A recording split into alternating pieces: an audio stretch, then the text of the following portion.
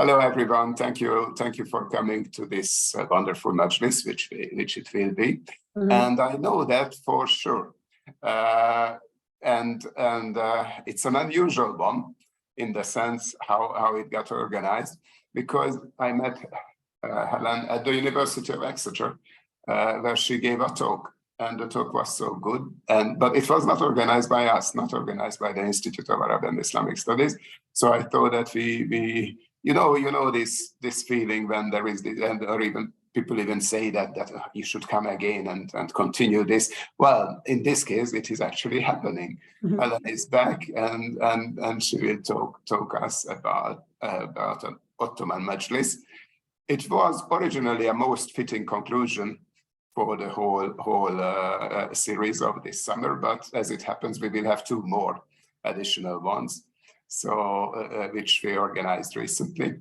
So it's not quite the last one, but certainly a crown of the whole series. Thank you very much, Helen, for coming to us. This to us is funny because, as I mentioned, I'm in Yerevan. You are.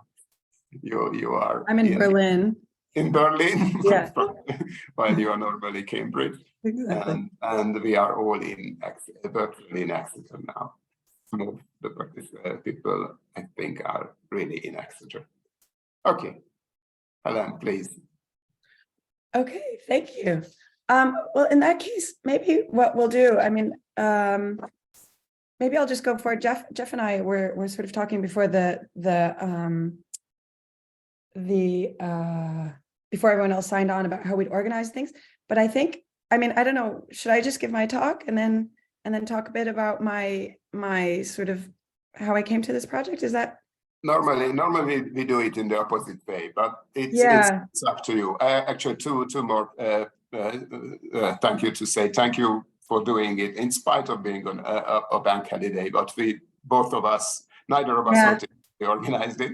That's one, and also because you are unwell, nevertheless exactly. So I apologize. And also thanks a huge thanks to Jeff and to Michael for being here, because it was not sure that I would make it today. So thank you. So so I apologize in advance for the state of my voice. I hope it's not too painful to listen to me talk. Maybe I'll just go ahead and I wanted to reverse things. That's what I was telling Jeff in advance of the meeting. I thought I'd reverse things and maybe talk about my work first, and then how I got there, just because I think maybe it will make a little bit more sense once you have a sort of a rough sense for what my work is about and what my project is. So let me pull up my, and maybe I should say that before this. Thank you all for joining on a bank holiday, and thanks very much, Istvan, for having invited me. Inevitably, whenever I go somewhere and give a talk, people are always like, they always make a joke, like, oh well, in this majlis of ours, sort of punning on my own project.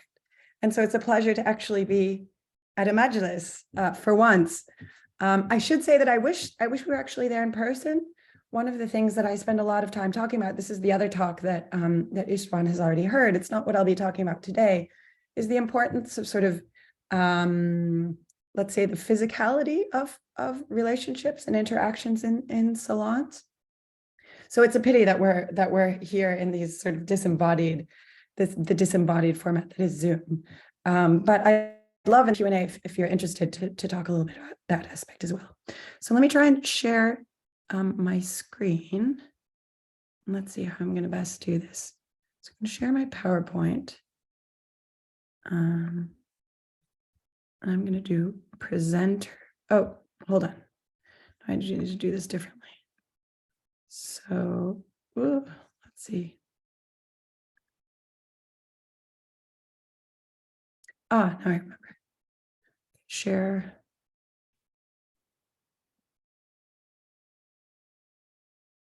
Sorry, we should have practiced this.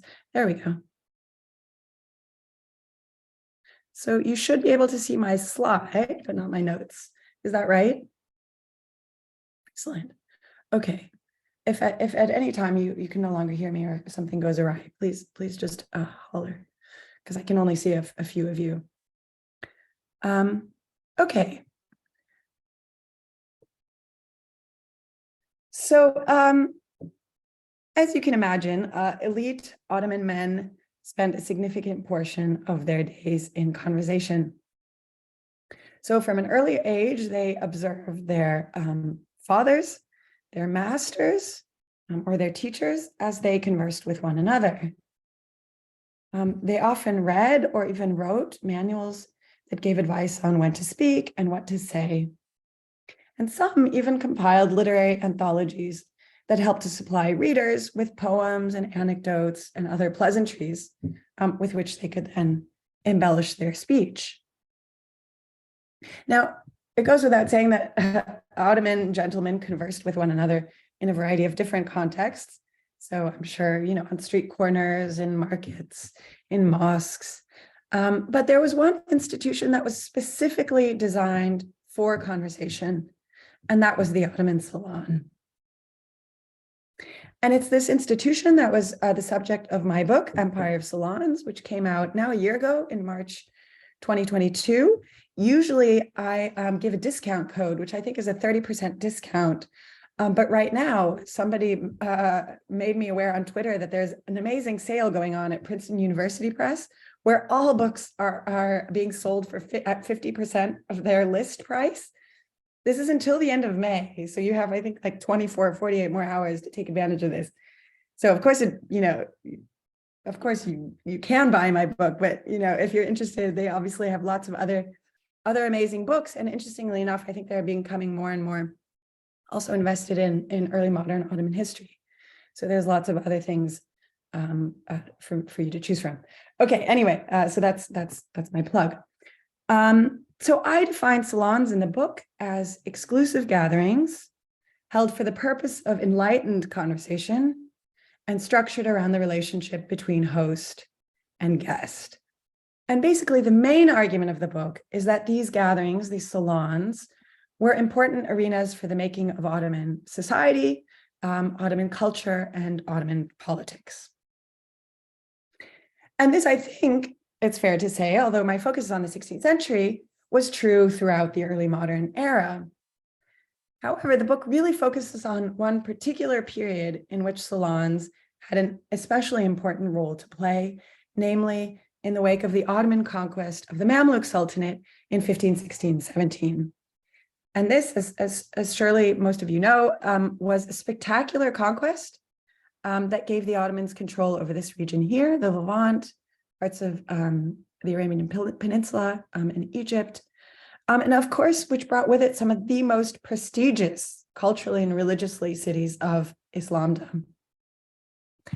So this conquest changed the demographics of the empire as well in a very significant way.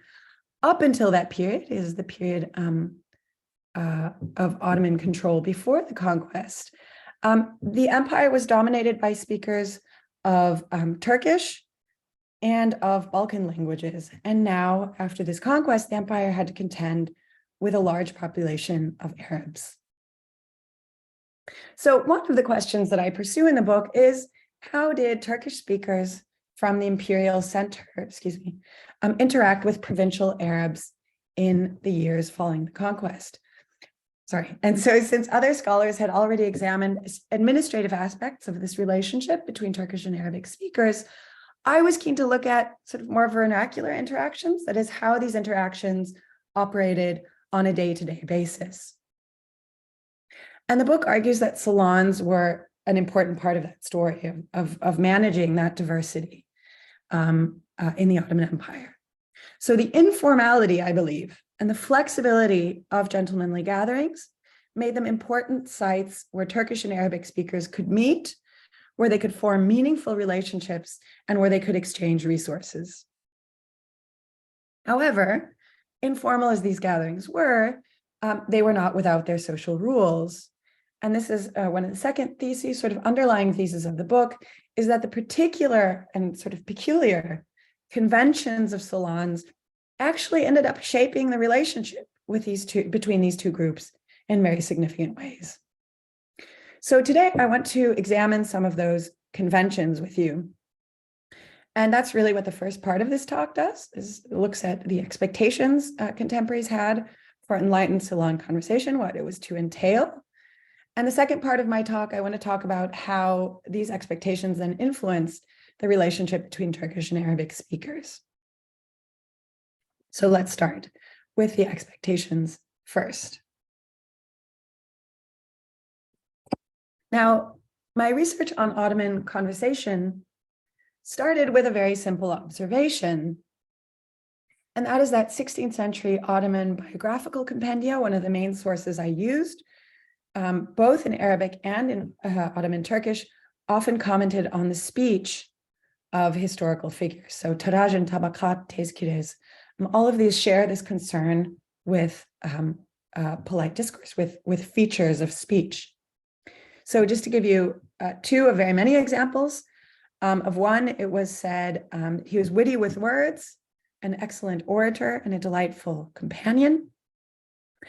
And in another, it was said that in scholarly conversations, he elucidated key points. In debates, he made brilliant remarks in the most beautiful language, and in parties and salons, majālis, he always had the right jokes and pleasantries for the great scholars and men of rank. So the question to me was, well, why? Why were a man's verbal skills worthy of mention? And often even in very abbreviated accounts, a couple of lines were spared for this kind of discussion. And one of the chapters of my book, the one I'll focus on today, is an attempt to answer that question. Now, the first and most basic reason I would say why conversational skill was so often commented on was that not everyone had them, quite simply. So refined conversation was enormously taxing. It relied on years of practice, on really years of higher education. It relied on wit, creativity, and courage. So really a whole package of skills that I think very few people could embody in their full breadth. So then what was it that went into refined conversation that made it so difficult to master? Well, first of all, it had to be correct.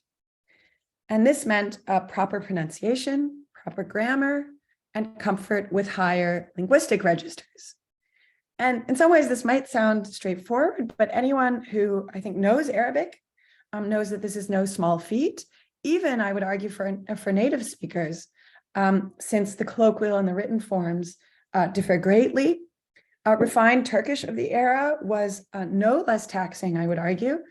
It was infused with Arabic and Persian loan words, and it was quite distinct from the language, let's say, of the common people as well. So we find in these kind of biographical dictionaries and other sources, sort of explosive incidents where one man challenges another on the pronunciation of a word or on a grammatical construction. But merely not making mistakes was, of course, not enough. Speech also had to be beautiful. It had to be fluent. It had to be vivid. Words had to be well chosen and surprising even. And I've not included, I've cut these, but you know, there are plenty of accounts that really suggest just how intense the sort of aesthetic pleasure was that gentleman felt with a sort of a nice turn of phrase or a sort of a beautiful articulation. But speech was not only supposed to be beautiful, it was also supposed to be enlightening. It was supposed to bear fruit. So refined conversation, as you can imagine, required a man to master an entire literary and scholarly repertoire, and what's more, be able to draw on it at the drop of a hat. The most important part of this literary repertoire was, without a doubt, poetry. And, you know, some of this meant, sure, having, you know, people would bring works like qasidas, especially, so long form poetry, they would prepare ahead of time and they would read them out loud in front of the assembled company. That was the easy part. But ideally, poems would be committed to memory for deployment at just the right moment in conversation. And so people regularly memorized hundreds, if not sometimes thousands, of poems to this end. And I think that's why the anthologies take such an important play such an important role. And yet even this, even sort of having memorized and being able to sort of pepper one's speech with poetry was not enough. True literati did not only recite poetry from memory, they could even improvise poetry on the spot.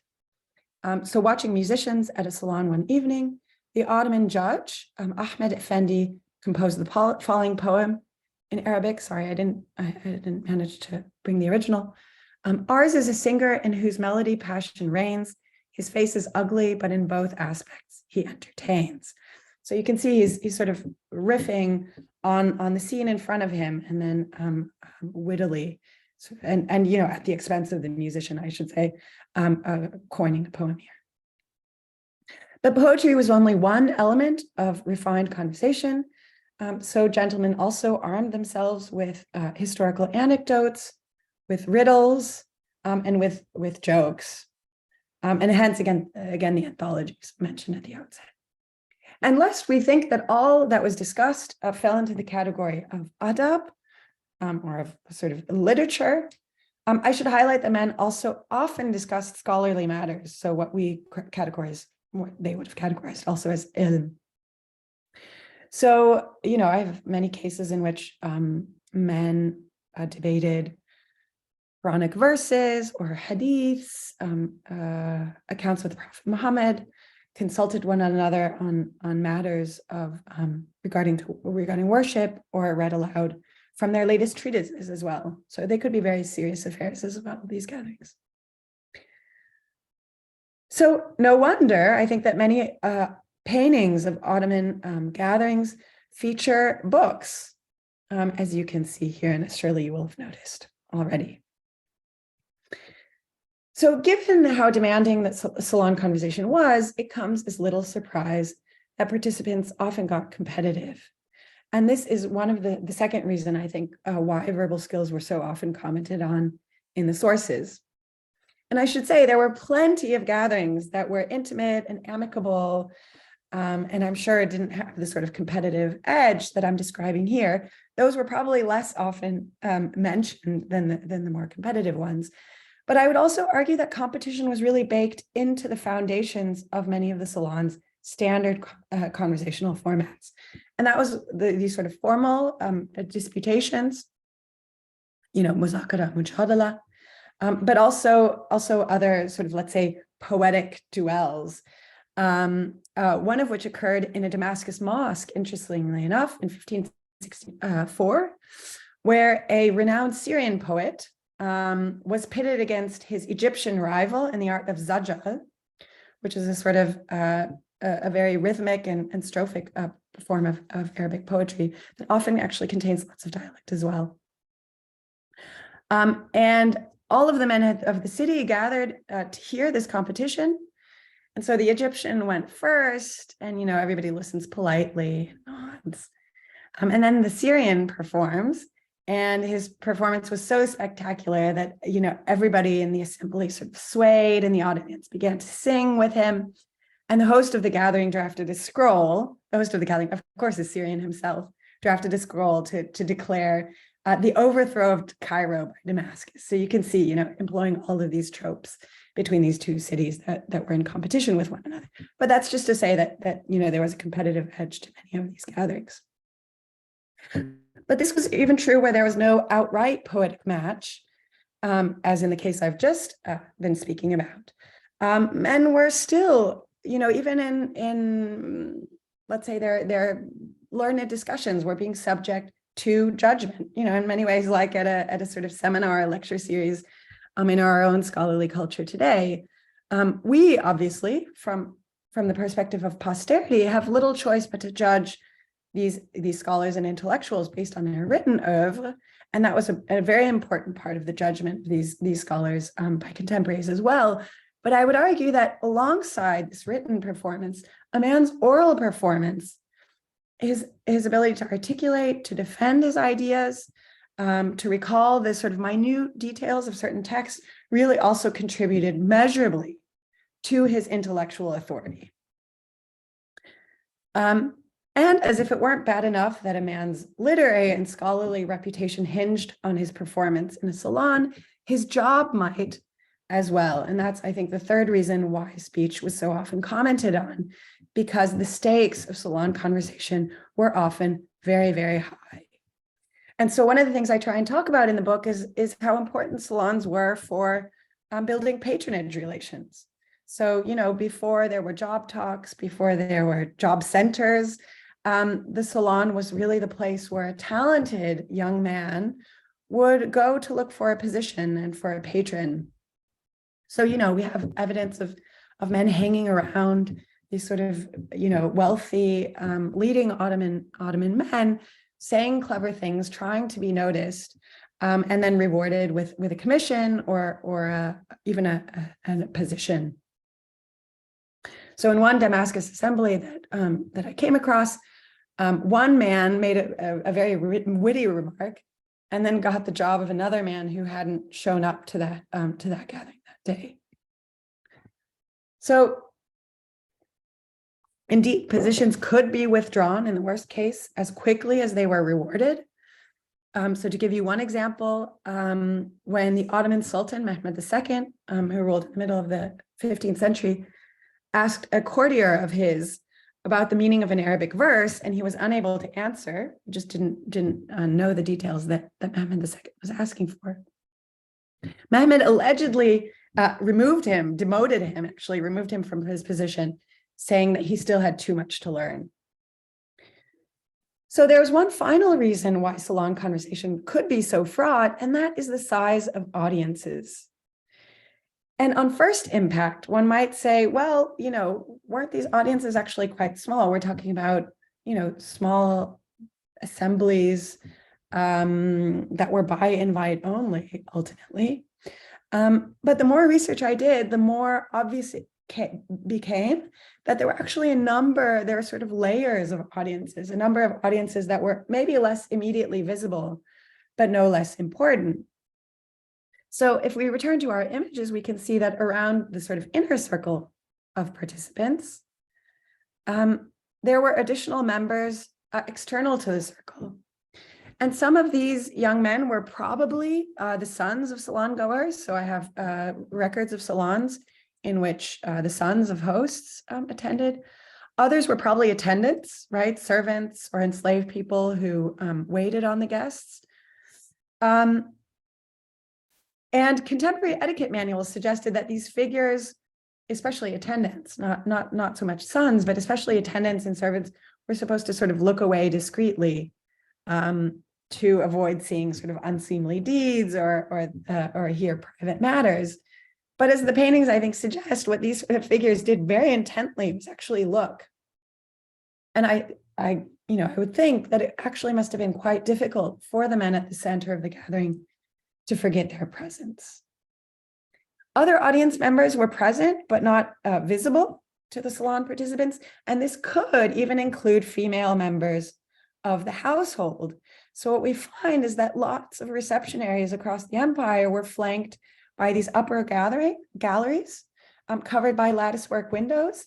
And this is just one, this is a courtyardy one from Homs, built in the 15th century. And so while the men would have been seated on the platform here below, the women of the house may well have been listening and watching from above. And that this, was sort of within the realm of the imaginable is clear from a late Mamluk etiquette manual, which caricatures a guest at a salon who sort of boasts loudly about his sexual prowess. And then he deliberately lets his turban slip off his head a little bit so the women of the household can see his silky hair. So that's just to say, I didn't come across, unfortunately, any cases where, this was sort of explicitly stated that women were present, but obviously, I think architecturally and notionally, it was certainly possible. So the final audience for salon proceedings was virtually present. And these were people who heard about what was said at the salon, or read about it later. And indeed, I think, salons were a constant source of public interest in the period. So these stories would first circulate orally.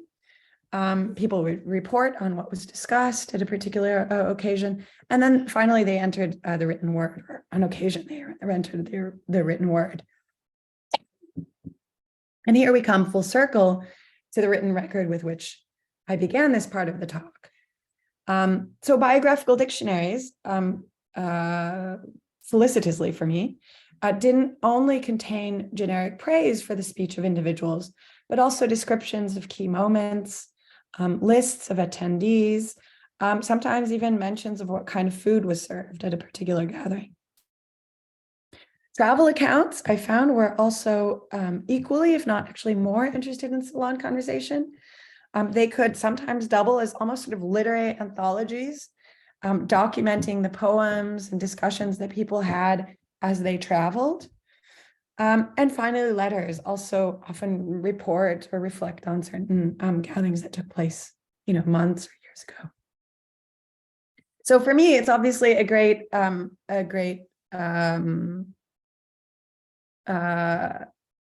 a blessing to have access to this archive of polite gatherings. For contemporaries, though, it meant that for better or for worse, what they said or did in a salon could very, very quickly become public knowledge across Ottoman lands. This is starting to go.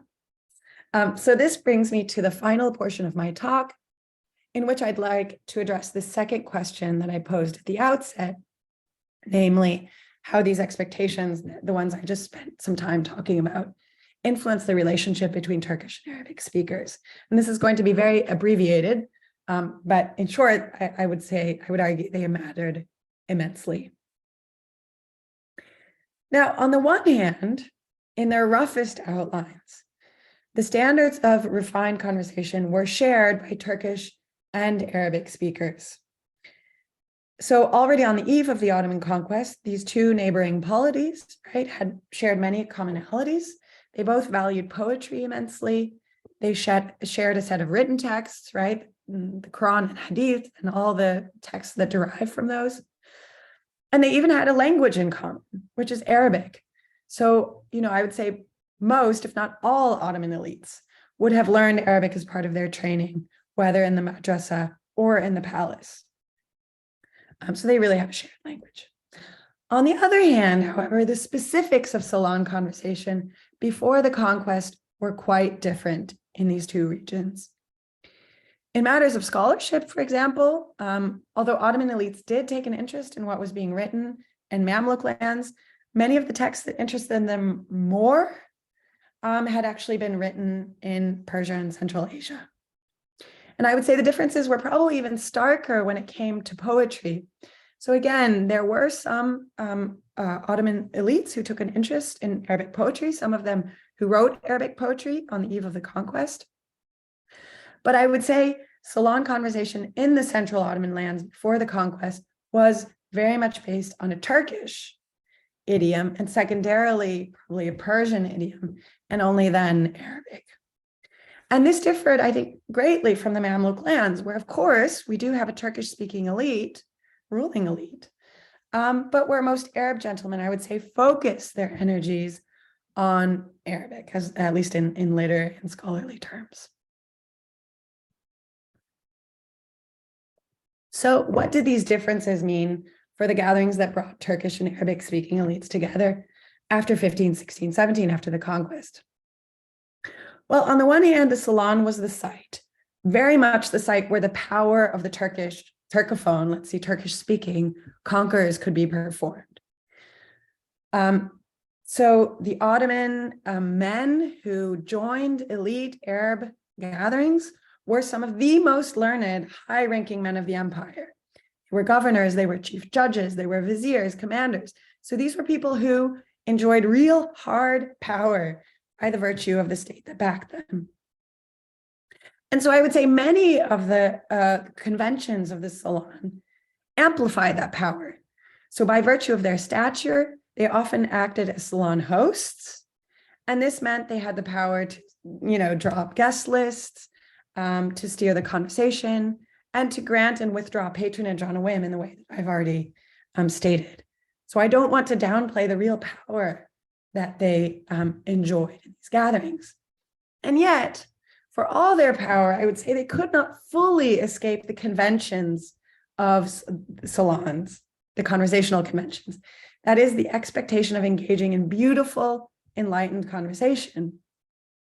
And from a modern perspective, I think one might expect the Ottoman conquerors to sort of march into Syria and Egypt and hold salons in Turkish, right? According to, let's say, Ottoman, old inherited Ottoman rules.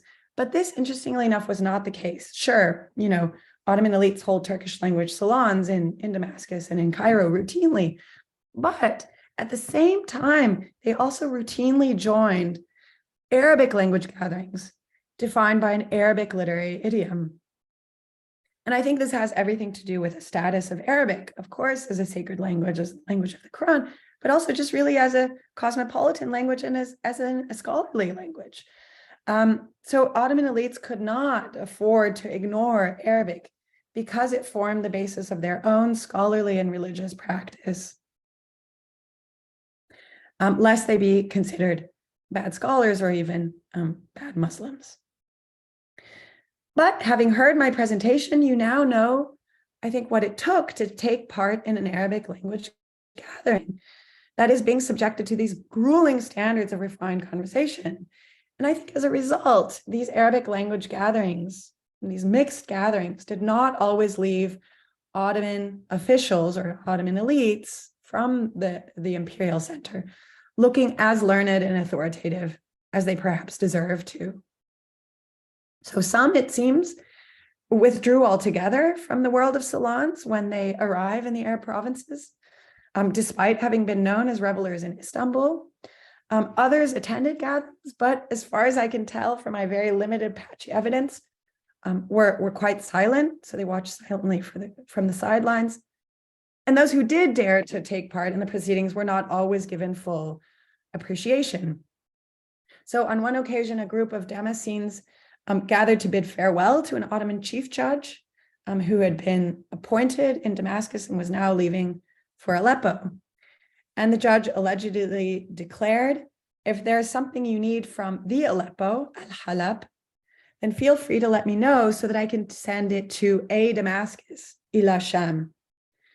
So he's adding the definite article to Aleppo, which doesn't usually take a definite article, and he's dropping it from Damascus, from Sham, which usually does.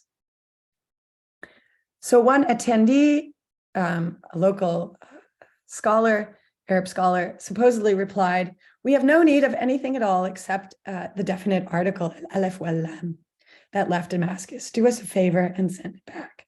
And so obviously this is the kind of, sort of witty conversation that was part and parcel of Ottoman salon conversation, but it also really came, in this case, at the expense of a very, very powerful, learned man. On another occasion, an Arab scholar presented a poem to another chief judge. And when the judge showed only a lackluster interest in this poem, the scholar declared that it was probably because of his inadequate sophistication in literature and lack of experience with diction among eloquent Arabs. So, I mean, it's obvious that this comes out of a sort of a sense of rejection and has everything to do with the scholar's bruised ego. But I also think it suggests some of the stereotypes that may have been circulating about these Ottoman elites. So having heard, you, audience, having heard about how high the stakes were in the salon and just how much they contributed to a man's authority and standing, you can hopefully appreciate just how fraught these might have been for the Ottoman officials and scholars who joined them. So to return to the claims with which I started this presentation, I would say salons, as we've seen, were a very particular site of encounter between Turkish and Arabic speakers. And so the thing I really want to underline is that expectations for cultural conversation were not just incidental to the encounter.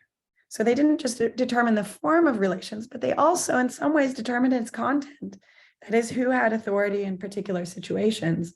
And so I think generally, when we study encounters between various groups, I think we would do well to pay attention to the particular context in which those interactions take place.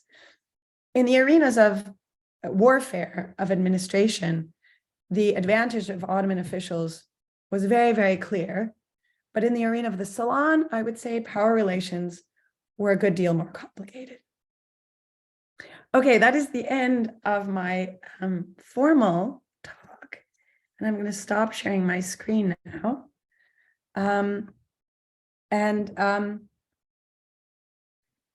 Maybe I'll just say a thing or two.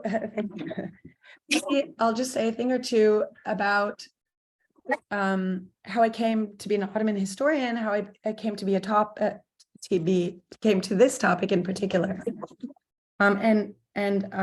Istvan suggested I should maybe take 20 minutes for this. I'm not sure I'm going to take all 20 minutes, maybe 10 or 15, especially since my voice, as you can hear, is starting to give.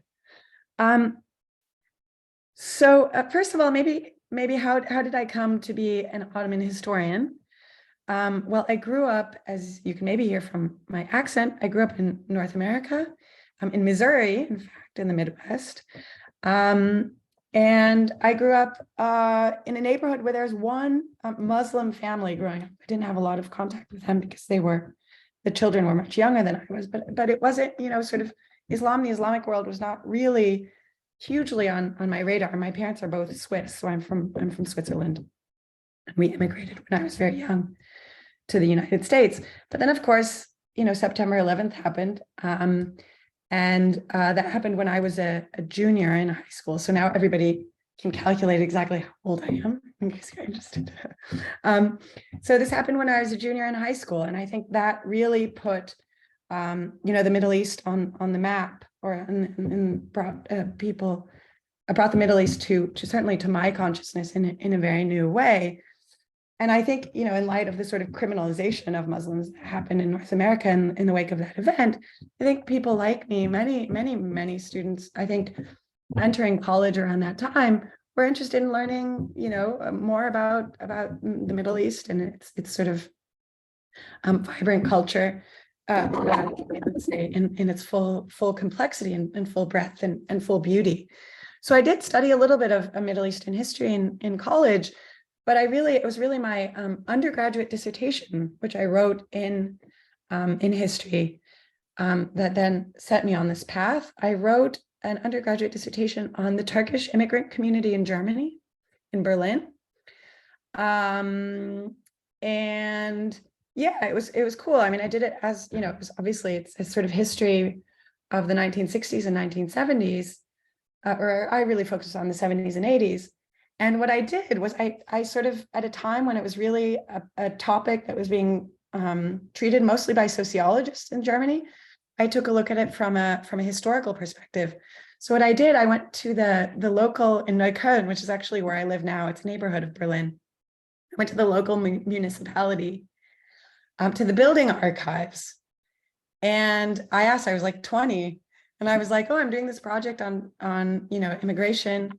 Can I access your archives? And I think they just didn't take me seriously because, I was a 20-year-old. And so they're like, yeah, you can go right upstairs.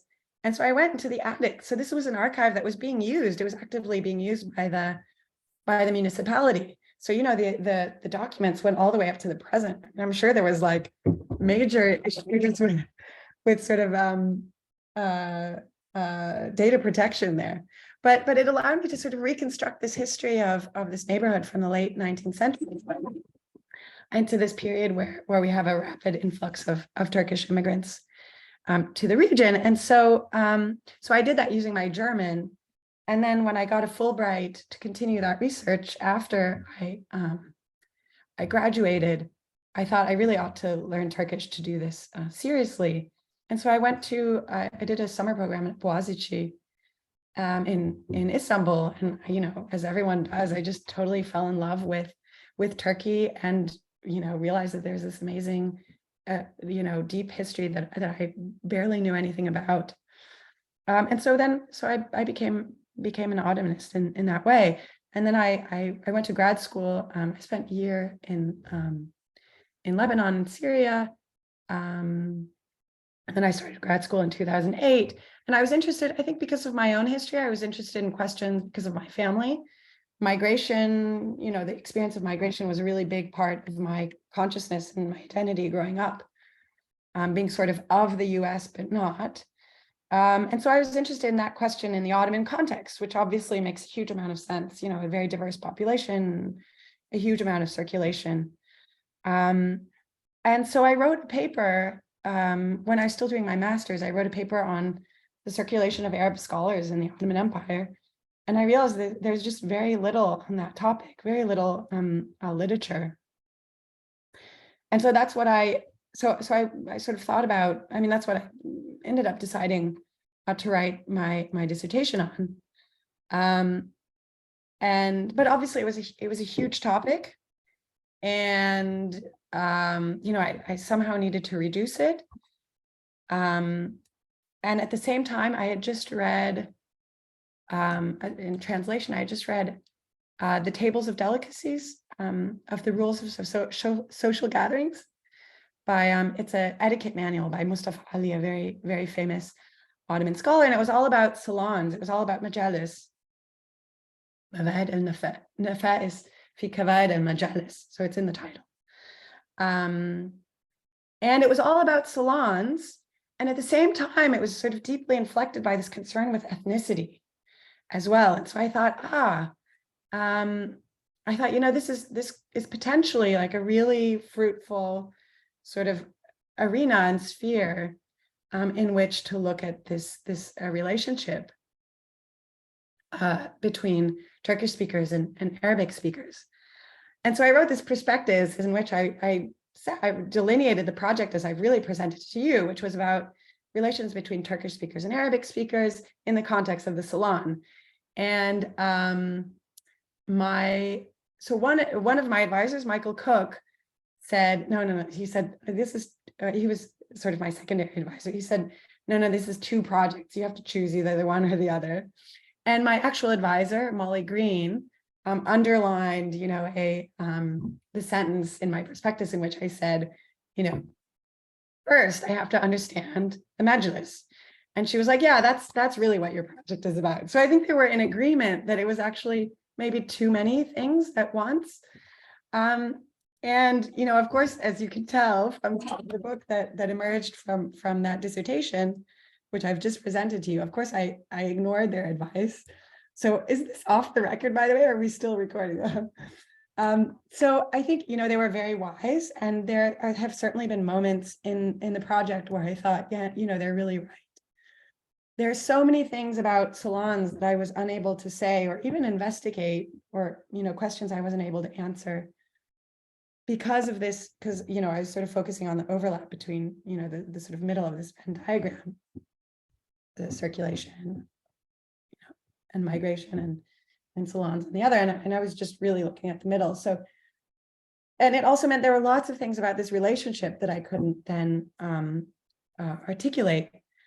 But in many other ways, I think it was also the real strength of the project, because I think it did allow me, as I suggested in the presentation, it did allow me, to sort of focus on this very particular space and really show the way in which these relations between these two ethnic or linguistic groups really did matter. Linguistic groups, not ethnic.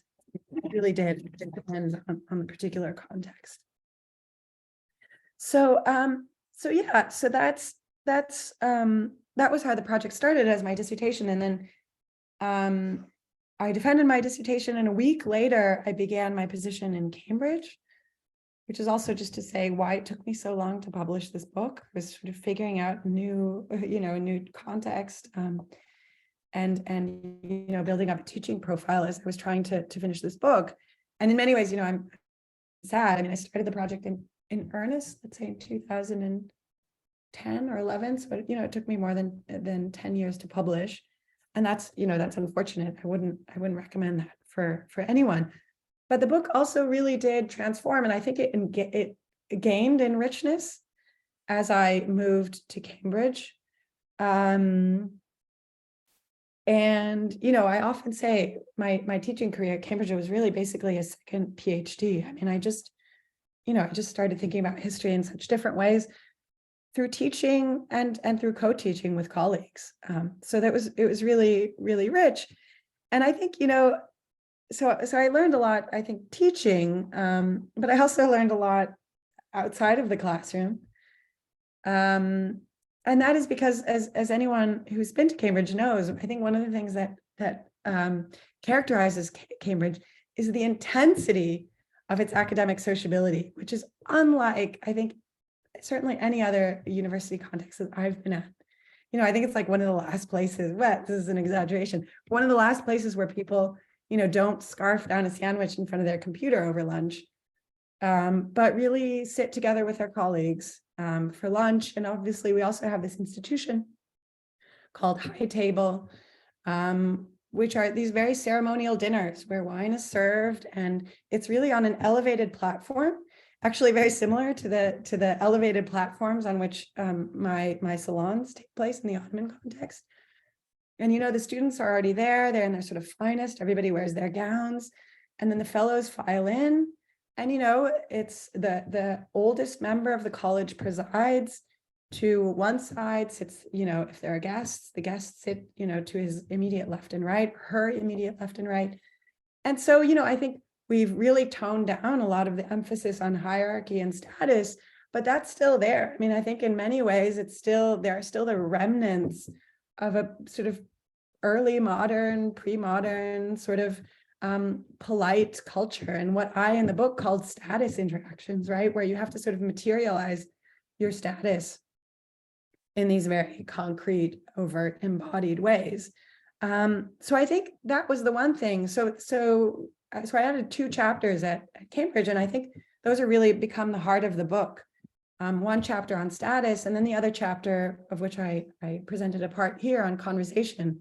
And I think that's really the other thing that also, you know, really shaped me or reshaped me in Cambridge was, you know, of course, I think there is a great value given to, let's say, enlightened conversation in the Cambridge context. And I'm in great awe of all my colleagues, their ability to, you know, to speak about literature and history and, you know, and natural sciences, all, you know, in politics, all around, you know, in one breath and at one dinner.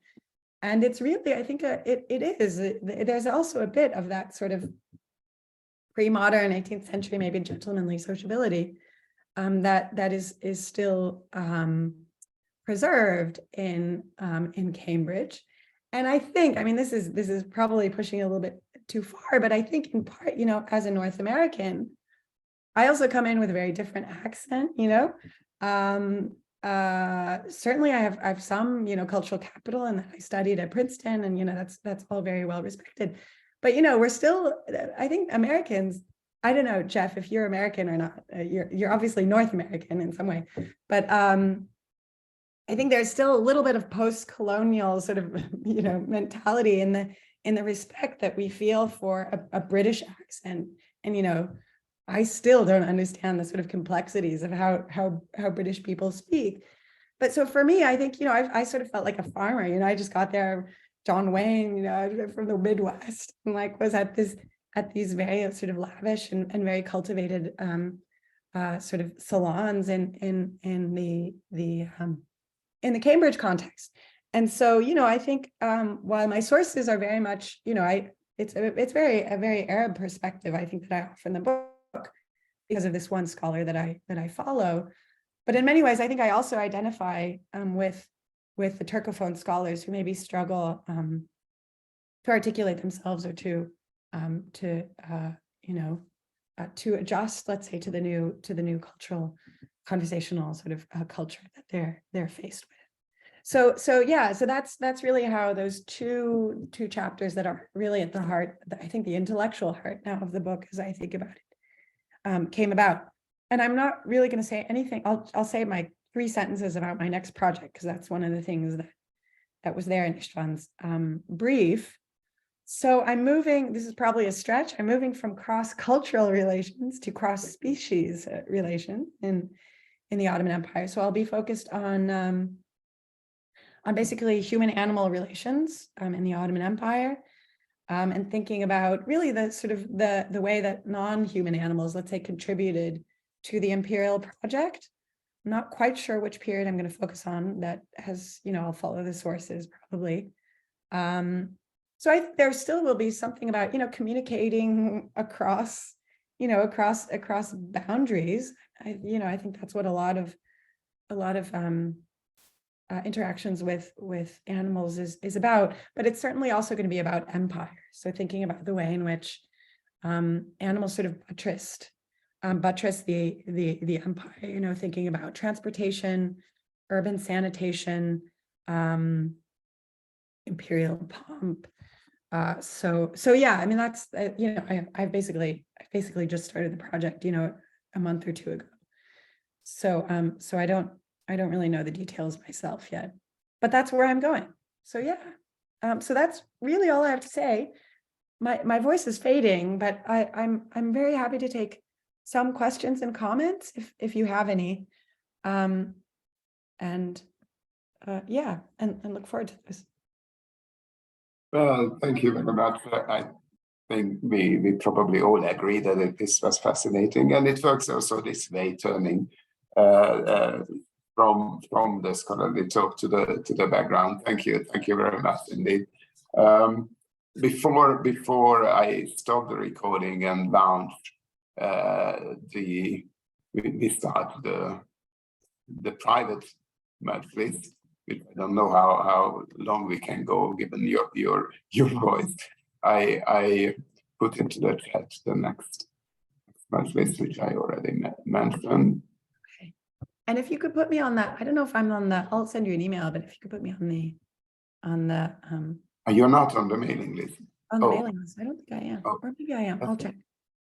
I don't have a very good relationship. So yeah, I stopped the recording. But it was now. a pleasure. Yeah, thank you. I want to stop the recording, but I can see. Okay, here it is. Yes.